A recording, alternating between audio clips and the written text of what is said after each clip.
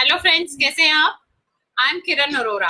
आज का टॉपिक है, do you know the dark side of the fast food? Actually we don't know. हमें बहुत सारी चीजें हमने सुनी है कि बहुत डेंजरस जो बीमारियां हैं वो जंक फूड खाने से हो जाती हैं, लेकिन अभी भी हमें ऐसा फैक्ट नहीं पता है जो इन बीमारियों से भी ऊपर है। सबसे पहले हम बात करते हैं जंक फूड होता क्या है। देखिए, फास्ट फूड और जंक फूड थोड़ा सा डिफरेंस है। फास्ट फूड कहें तो जो बहुत जल्दी से सर्व किया जा सके, that is called fast food, जिसमें टाइम नहीं लगता। और जंक फूड ऐसा होता है जिसका कोई न्यूट्रिशनल वैल्यू नहीं होती।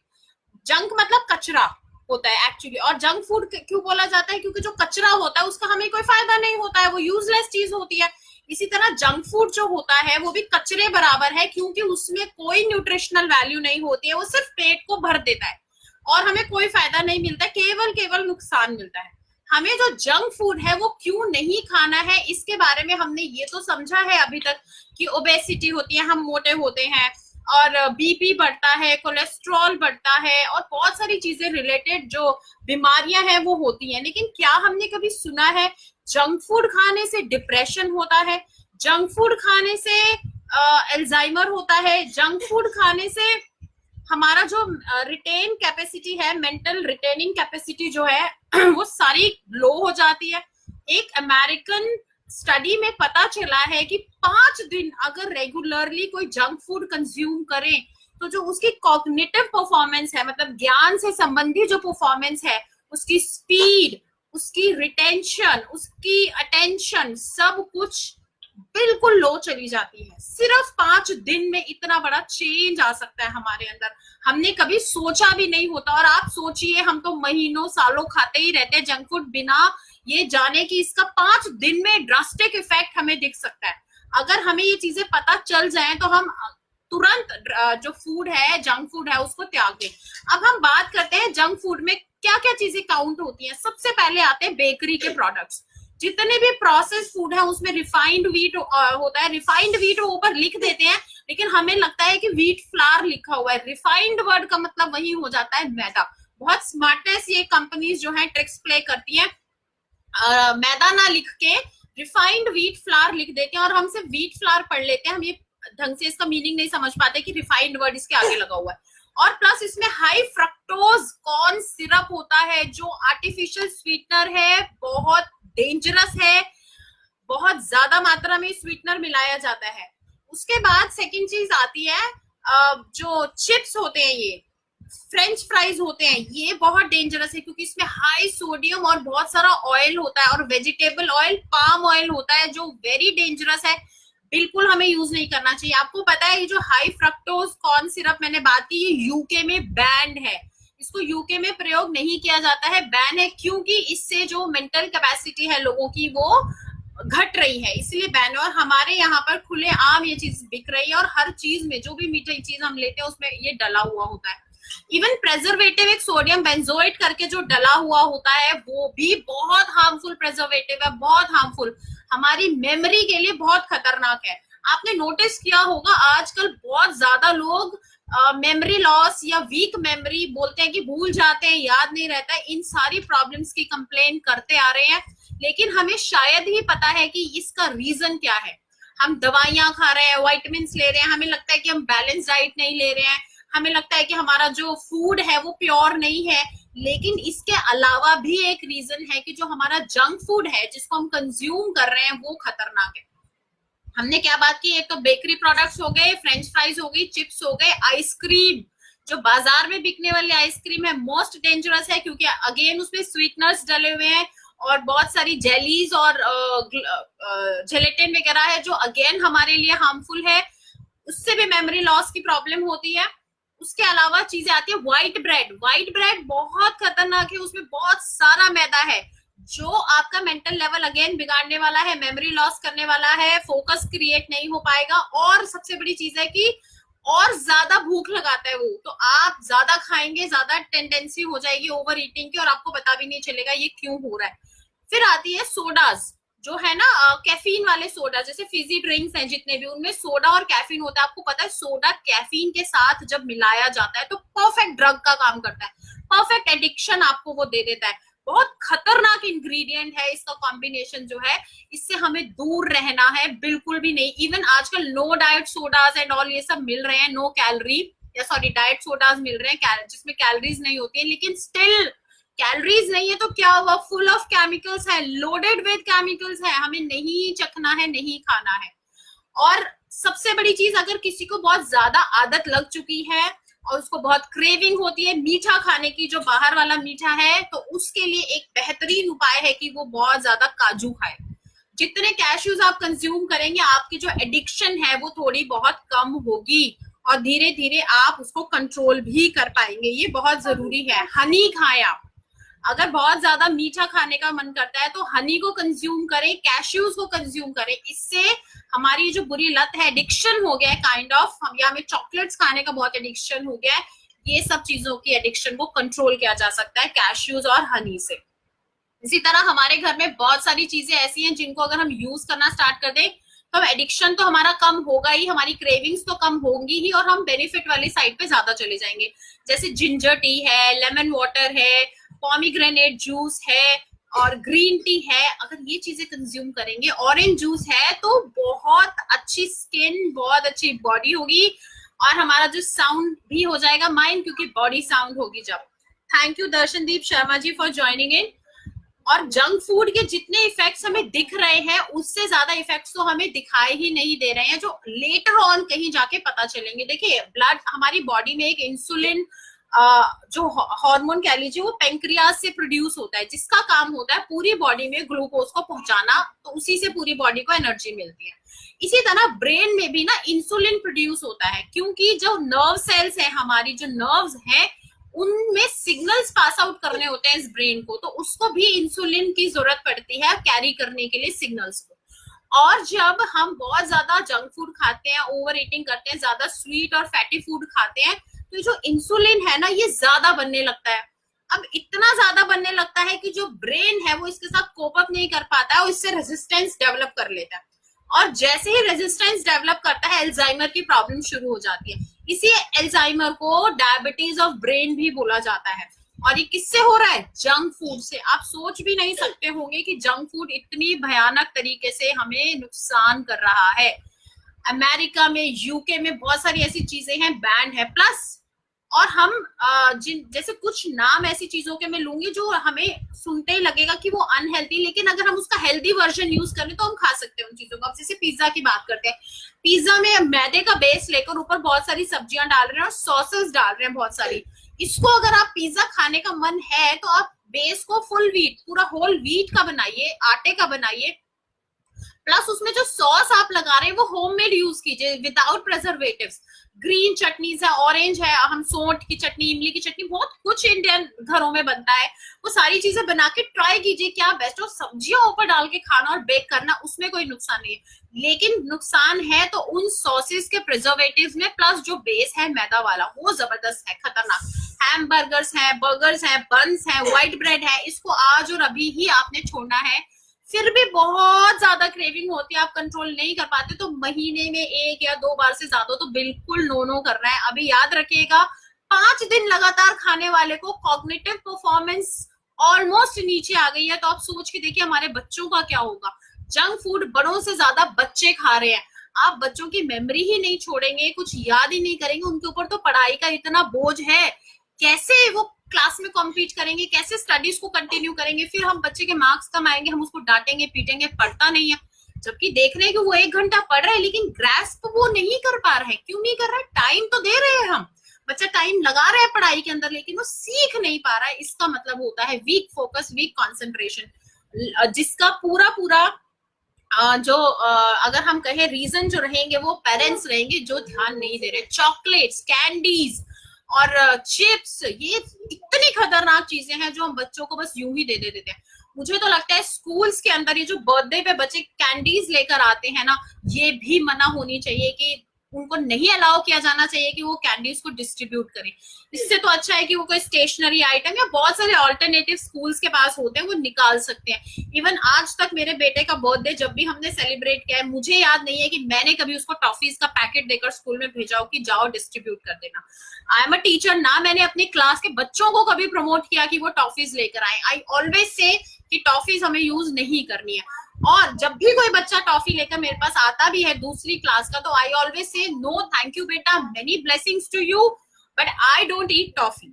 मैं नहीं खाती हूँ टॉफी। इससे ये बोलना मेरे लिए इतना इसलिए जरूरी होता है ताकि जो बच्चे मेरी क्लास के नहीं है, जिनको मैं नहीं डायरेक्ट मैसेज दे पा रही हूँ, उन तक भी मेरा संदेश पहुंच जाए कि टॉफीज नहीं खानी चाहिए। एटलीस्ट बच्चे के माइंड में ये बात तो रहेगी ना कि उसके बर्थडे की टॉफी मैम ने नहीं ली, क्यों नहीं ली, उसका रीजन खोजेगा वो, और खोजेगा तो उसको पता चलेगा, वो उससे दूरी बनाएगा। ऐसे बहुत सारी छोटी छोटी चीजें हैं जो हमें इम्प्रोवाइज करने की जरूरत है। आप लोग अपने बच्चों के बर्थडे सेलिब्रेशंस करते हैं, क्या खिलाते हैं आप उनके फ्रेंड्स को? Burger, pizza, chow mein and all. क्यों?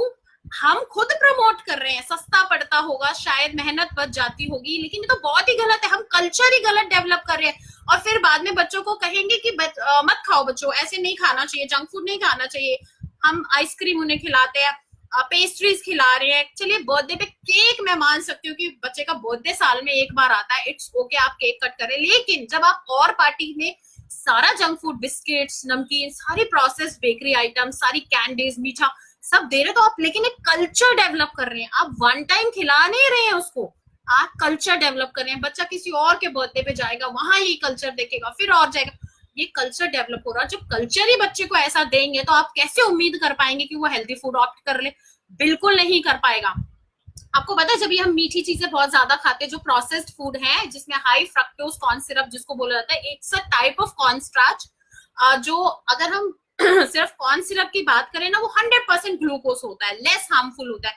लेकिन कॉर्न फ्रक्टोज कॉर्न सिरप जो होता है, ये फ्रक्टोज में कन्वर्ट कर दिया जाता है, जो कि एक एंजाइम भी है, और ये बहुत ज्यादा हार्मफुल हो जाता है, आर्टिफिशियल स्वीटनर है। इससे तो हमें दूर रखना, और एडिक्शन फॉर्मिंग है, सबसे बड़ी चीज है, एडिक्शन हो जाता है इससे, इसीलिए हमें इससे दूर रहना है। और जब हम यही लगातार बच्चों को खिला रहे हैं, सपोज हमने खाया, तो एकदम क्या होता है, ब्लड में शुगर का लेवल एकदम बढ़ जाता है, और शुगर लेवल एकदम बढ़ने से डोपामीन भी बढ़ता है और फील गुड होता है।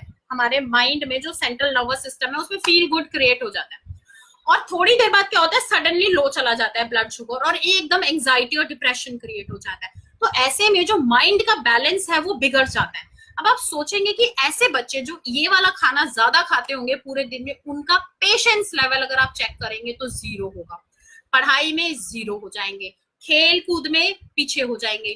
तो हमें आजकल के बच्चे जो शॉर्ट टेम्पर्ड, इम्पेशेंट हो रहे हैं, उसका रीजन ज्यादा मीठा खाना भी है, और खासकर ये जो हम आर्टिफिशियल मीठा खा रहे हैं, ये और ज्यादा खतरनाक है। घर में इनफैक्ट मैं तो कहती हूँ आप चीनी भी कम यूज करिए। और ये वो सारी चीजें हैं जो मैं आपको इसीलिए बता पा रही हूँ क्योंकि कई सालों से ये प्रैक्टिस मैं कर रही हूँ, एटलीस्ट 10 इयर्स मुझे हो चुके हैं ये प्रैक्टिस करते हुए। शुगर बहुत कम, नमक बहुत कम, नमक और वो भी आप अगर रॉक सॉल्ट और ब्लैक सॉल्ट की तरफ थोड़ा सा शिफ्ट हो जाए तो मिनरल रिच होता है, वो ज्यादा मिनरल्स होते हैं उसके अंदर।